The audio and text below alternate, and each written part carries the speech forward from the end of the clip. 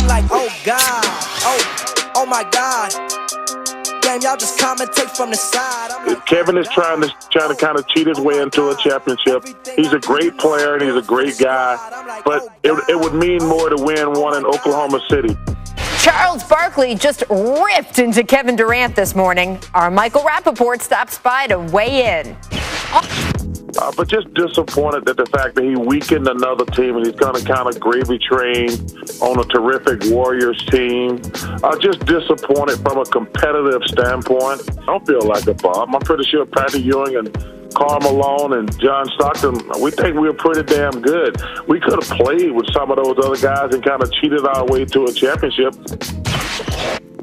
And that was Charles Barkley this morning on Mike and Mike. We are back on the jump. Mr. Michael Rapaport has joined us, and I'm just going to cut right to it. What do you think about that? Cheated his way to a championship. Well, Charles attempted to cheat his way to a championship. Now, he formed a big broken three down in Houston. It didn't work out. It did not work. None of them were the men they used to be. No. But listen, I would have loved to have seen KD give it another shot. They were so close, and they blew it. Listen, I don't know how it's going to work out in Golden State. This is going to be a rough road and a rough ride. And I mean, you know, are they trying to go 82-0? Like, I don't know what. I don't like these super teams, these friends and family teams. But he's following the playbook. Who are you sitting next to? No, but he's following the playbook of LeBron James. No, I'm sorry. Who are you sitting next to? The great B. Scott. Yes, I'm sorry. Who was on that team? Your starting five? You, Kareem, AC Green. That was Magic Worthy, and Worthy. Yeah, that was a pretty good team. That was drafted. They were bred. Because players weren't allowed to pick what they wanted. We didn't know he was going to. He came into the league. He had a Jerry curl that was fantastic. No one knew. We had to make him cut that curl. It was all in our face. That curl was crazy. You could blind somebody with that product. But that was a drafted team. Magic Johnson was drafted. I mean, so this is a formulated, friends and family thing, and he's following the cheat code of LeBron James. What is with this cheating? Listen, if me, B. Scott, and B. Wendy want to go to a park and just stay on the court, we can do that whenever we want. But we want to let other guys. We want to play 3-on-3. I can bring my man Wendy. Do we have video of that? Why are we showing video? But we'd rather split it up. We can have video of Byron. I like that. Mike Rapaport, B. Wendy, and B. Scott. We're not getting off the court. I like that. 3-on-3. But we want other people to play, right? I mean, look, you guys aren't the only ones who feel that way. Reggie Miller, you and Charles, Reggie Miller says that KD took an unnecessary shortcut. I agree. By joining the Warriors. And here is his quote. And Reggie has that small market perspective. He says, stars in small markets have a greater obligation to their fans. I could not look at those fans if I had gone somewhere else. I could not win a championship knowing there's a group in Indiana that stayed with me when I wasn't able to win a title. I couldn't turn my back on that fan base and say, yay, I got a ring. So that's coming from Reggie. All this stuff coming from Charles, guys who didn't win rings, right, Brian? I love Charles. I love Reggie. I love B. Scott, who's got rings. I love Rapaport. They're all full of it. If you win a ring, it doesn't matter how you got there. It doesn't matter who you play with. It doesn't matter who you signed with. A ring is a ring. But what about Kevin Love? What about happened to Kevin Love? 2 years ago, the best power forward in the league.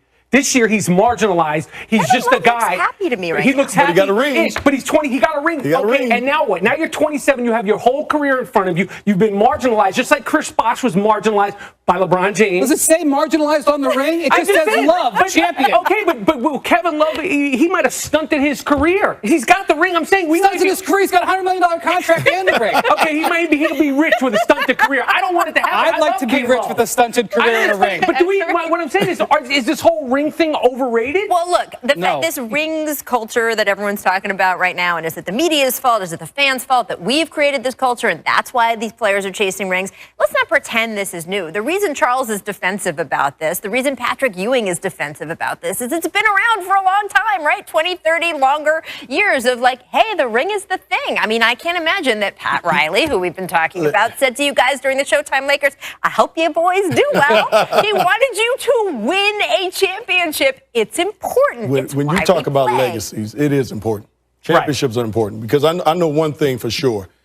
If Kevin Durant, when he goes to Golden State, if they win a championship, which I think they will if he's going to be there for a little while, nobody will ever ask him on the street, how many points did you ever score in your career? They always ask you, how many championships did you win? So it makes it relevant. So it's very important when you're a great player like these guys are. I understand what Reggie and Charles are saying about these guys chasing championship ring, but what else do you have left? But he's 27. Is he 27? No, I think he's 28. 27. Okay, I'm sorry. He's not even in the prime of his prime. And I'm saying, like, He's close. I understand, like, what the big three in Boston did. They were in their 30s, and they gave it their all.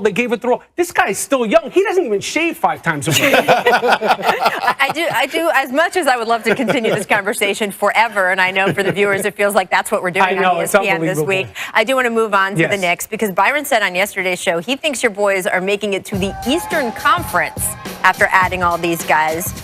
Eastern Conference Finals. How confident are you? Well, B. Scott, I heard you say that, and I got butterflies inside. It was almost like made you feel good. You made me. I felt some type of way. I mean, my standards are so low. Just the fact that somebody of your status would even say that or mention Eastern that Conference meant a lot. Listen. Them bath salt boys, those are the ice bath boys. That's what I'm calling them. The ice bath boys.